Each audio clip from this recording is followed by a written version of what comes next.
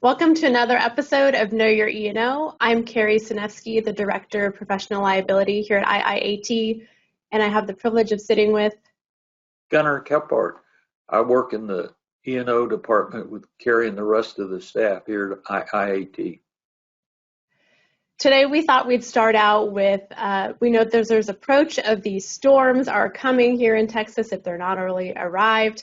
And in our last episode, we talked about some personal lines exposure. So we thought this time we'd focus on commercial lines exposures. Based on that, our objective today is to help you identify any of those exposures in your book of business, and then also work toward just considering some potential procedures that you could implement, or just give yourself a pat on the back because you're already doing it. Let's start with hail claims. So similar to personal lines, hail claims are a large driver during this time of year. The big difference is that in commercial lines, there's a much larger exposure to the agency because of the larger values and the higher inclination by commercial clients to include attorneys from the very beginning. So first off, the first exposure is the contested values of the roof damage. The owner's evaluation is almost always much greater than the adjuster's valuation. Sometimes that's just hundreds of dollars, other times it's thousands of dollars difference, and in some instances, millions of dollars difference.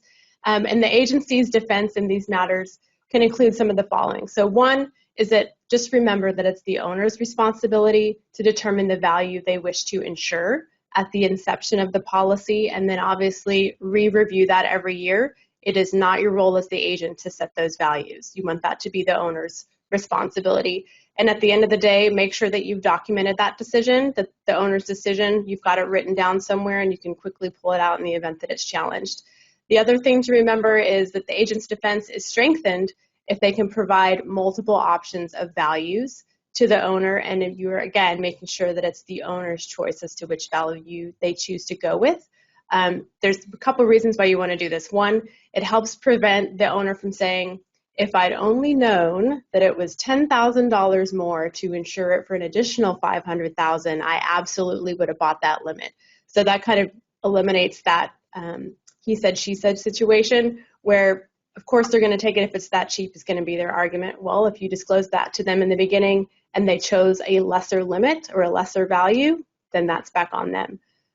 Gunnar, what do you think about windstorm and flood?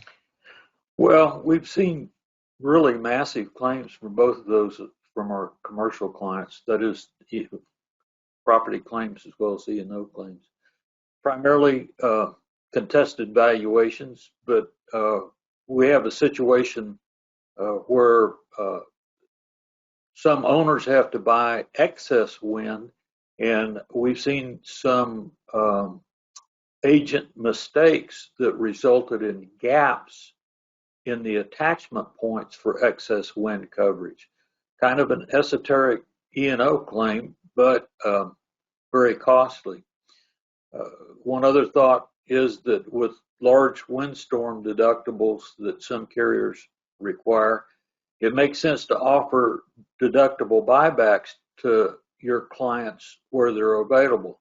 And it's not necessarily because you expect the client to buy them, because they can be expensive, but it's important to be able to document that the buyback was offered to the client and he rejected it. Again, that takes away the argument that, well, if I'd known it was that cheap, I would have bought it. Well, if you don't offer it, you can't document it. And what you're looking for is the documentation. With flood, there's some classic E&O claims that arise out of the addition of new exposures over a period of time that aren't reflected on a property schedule. I know a couple of three E&O claims that have arisen from country clubs that either renovated their property, expanded the property, added new buildings over a period of 3 or 4 years, but somehow those values were not reflected in the coverage on the flood policy.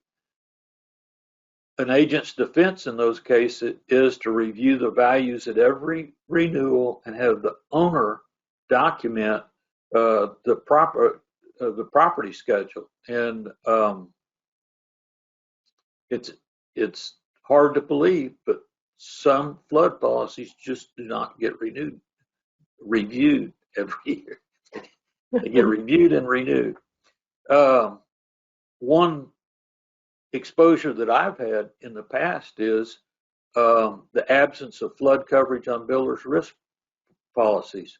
Spring and summer brings localized flooding in Texas, and you don't want your client's multi-million-dollar construction project to be flooded and not have adequate coverage. Same with his equipment. You don't want his expensive equipment washed away without flood coverage on the equipment coverage as well. Yeah, I was thinking, a common theme in everything that we talk about here is just in these particular instances as a lack of underwriting information that's been updated from one year to the next or even midterm.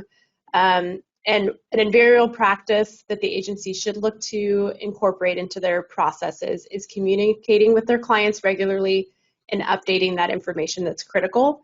And some agencies employ an additional step in which the client's files are actually reviewed by a quality control person or team in the agency to identify and recommend improvements in the coverage. And that's oftentimes separate from the producing agent, just so that there's one more set of eyes on these policies because it's so important.